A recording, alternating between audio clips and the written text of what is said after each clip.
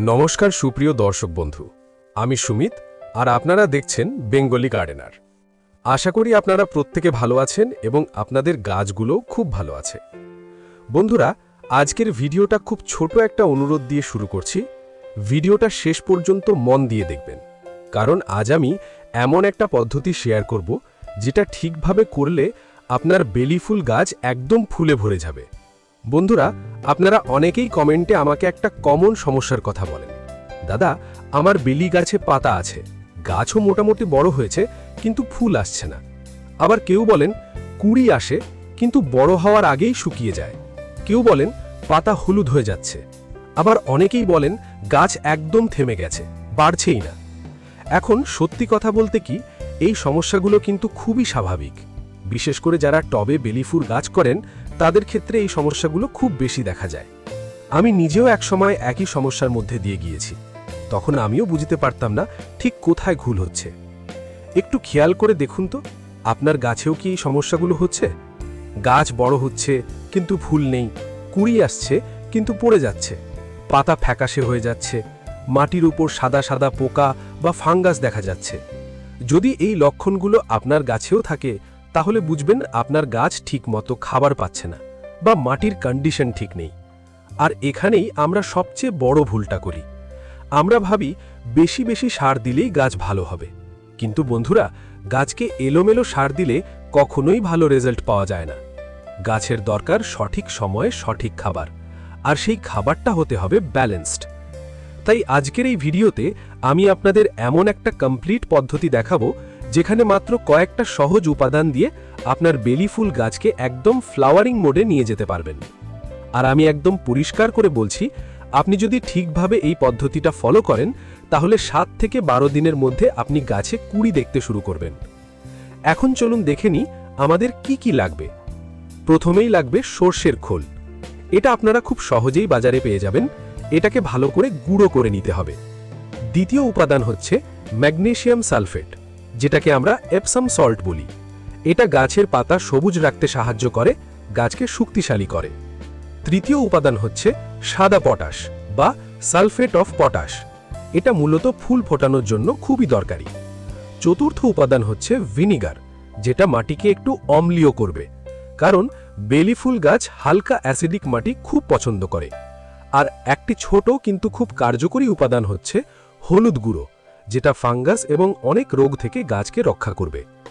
এখন আমি একদম পরিষ্কার করে পরিমাণটা বলে দিচ্ছি, কারণ এখানে ভুল করলে কিন্তু রেজাল্ট আসবে না। ধরুন আপনার 10 থেকে 12 ইঞ্চির একটা টব আছে, তাহলে প্রতি টবের জন্য আপনাকে নিতে হবে 1 টেবিল চামচ সর্ষের খোলের গুঁড়ো, 1 টেবিল চামচ সাদা পটাশ, হাফ টেবিল চামচ ম্যাগনেসিয়াম সালফেট। এখন একটা খুব গুরুত্বপূর্ণ কথা, সর্ষের খোল কখনোই নতুন অবস্থায় সরাসরি ব্যবহার করবেন না। এটাকে অন্তত 7 থেকে 10 দিন রোদে শুকিয়ে নেবেন। এতে করে এর তীব্রতা কমে যাবে এবং গাছের জন্য নিরাপদ হবে। এখন আসি মিশ্রণ তৈরির প্রসেসে। একটা পাত্র নিন, তার মধ্যে প্রথমে সর্ষের খোলের গুঁড়ো দিন, তারপর তার মধ্যে সাদা পটাশ দিন, তারপর ম্যাগনেসিয়াম সালফেট দিন। এখন হাত দিয়ে বা চামচ দিয়ে খুব ভালো করে মিশিয়ে নিন। যত ভালো করে মেশাবেন তত ভালো ফল পাবেন, কারণ এতে প্রতিটা উপাদান সমানভাবে গাছের শিকড়ে পৌঁছাবে। এবার টবের মাটির ওপরের অংশটা একটু আলগা করে নিন। খুব গভীর করবেন না, শুধু ওপরের লেয়ারটা হালকা করে খুঁচিয়ে নিন। এরপর টবের কিনারা ধরে এই মিশ্রণটা ছড়িয়ে দিন। গাছের একেবারে গোড়ায় দেবেন না, একটু দূরে দূরে দেবেন। তারপর হালকা করে মাটি চাপা দিয়ে দিন। এখন সঙ্গে সঙ্গে জল দিতে হবে, কিন্তু এখানেই শেষ নয়। এখন আসছে সবচেয়ে গুরুত্বপূর্ণ অংশ, বিশেষ তরল সার। 1 লিটার জল নিন, তার মধ্যে 1.5 চামচ ভিনেগার মিশিয়ে নিন। তারপর তার মধ্যে 2 চিমটি হলুদ গুঁড়ো দিন। ভালো করে মিশিয়ে নিন। এখন এই জলটা টবের মাটিতে দিন। যদি আপনার 4টে টব থাকে তাহলে 1 লিটার জল 4 ভাগে ভাগ করে দিন, মানে প্রতি টবে প্রায় 250 ml করে দেবেন। এই ভিনেগার মাটিকে হালকা অম্লীয় করবে, যেটা বেলি গাছ খুব পছন্দ করে। আর হলুদ ফাঙ্গাস এবং রোগ থেকে গাছকে বাঁচাবে। এখন আসি ব্যবহার করার নিয়ম নিয়ে। এই পুরো প্রক্রিয়াটা 15 থেকে 20 দিন অন্তর একবার করবেন, এর বেশি করার দরকার নেই। এর মাঝে নিয়মিত জল দেবেন, তবে খেয়াল রাখবেন মাটিতে যেন জল জমে না থাকে। এখন কথা বলি রেজাল্ট নিয়ে। আপনি যদি সবকিছু ঠিকভাবে করেন তাহলে 7 থেকে 12 দিনের মধ্যে গাছে নতুন কুঁড়ি দেখা দেবে। ধীরে ধীরে গাছের পাতা গাঢ় সবুজ হবে, নতুন ডাল বের হবে, আর কিছুদিনের মধ্যেই আপনার গাছ ফুলে ভরে যাবে। বিশেষ করে বেলি ফুলের যে সুগন্ধ, সেটা পুরো বাড়ি ভরে দেবে। এখন কিছু গুরুত্বপূর্ণ টিপস বলে দিচ্ছি। যদি আপনার গাছ খুব লম্বা হয়ে যায় কিন্তু ফুল না আসে, তাহলে হালকা প্রুনিং করে দিন, মানে আগার দিকটা একটু কেটে দিন। এতে নতুন ডাল বের হবে এবং ফুল আসবে।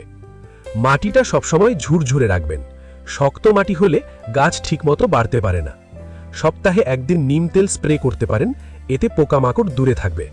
আর খেয়াল রাখবেন গাছ যেন পর্যাপ্ত রোদ পায়। বেলি গাছ রোদ খুব ভালোবাসে। প্রতিদিন অন্তত 5 থেকে 6 ঘন্টা রোদ দরকার। বন্ধুরা, আমি নিজের গাছে এই পদ্ধতিটা ব্যবহার করেছি এবং অসাধারণ রেজাল্ট পেয়েছি, তাই আপনাদের সাথে শেয়ার করলাম। আপনারা যারা নতুন তারা ভয় পাবেন না। গাছের যত্ন নেওয়া খুব কঠিন কিছু না, শুধু নিয়ম মেনে চলতে হবে আর একটু ধৈর্য রাখতে হবে। আপনি যদি একবার এই পদ্ধতিটা ঠিকভাবে ফলো করেন, তাহলে আপনিও আপনার বেলি গাছে দারুণ রেজাল্ট পাবেন, এটা আমি বিশ্বাস করে বলছি। যদি ভিডিওটা আপনাদের ভালো লাগে তাহলে অবশ্যই লাইক করবেন, শেয়ার করবেন।